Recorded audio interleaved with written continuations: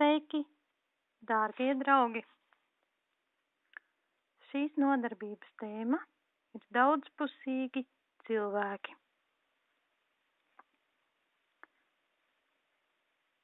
Vispirms vārdā cilvēki labojam vienu burtu.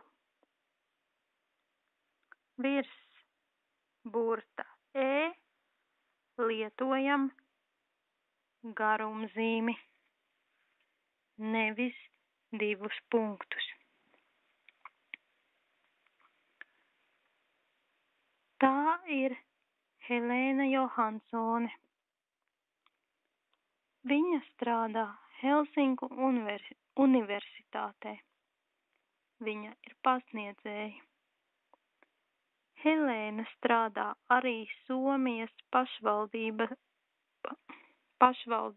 savienībā. Helēna strādā arī Somijas pašvaldību savībā. Viņa ir eksperte. Reizēm Helēna arī tulko. Helēna somiete un dzīvo Helsinkos. Viņa runā somiski, zviedriski, angliski, igauniski, latviski, krieviski un franciski, nedaudz arī itāliski un turciski.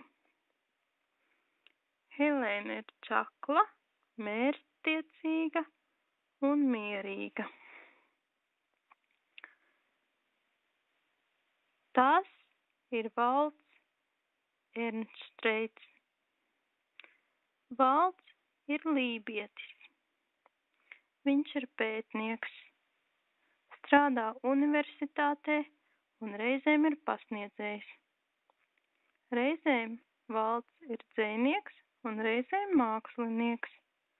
Valds ir arī tulks un tulkotājs un portāla Livones LV redaktors. Paralēli Valds ir direktors dizaina uzņēmumā. Reizēm pats ir arī pārdevējs.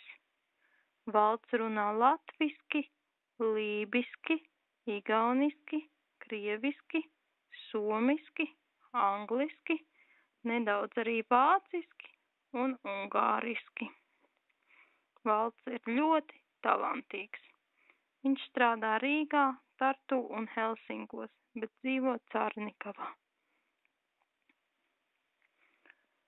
Kur strādā Valds un Helēna? Kādas ir viņu profesijas? Kādās valodās viņi runā? Kur viņi dzīvo? Un kādas tautības viņi ir?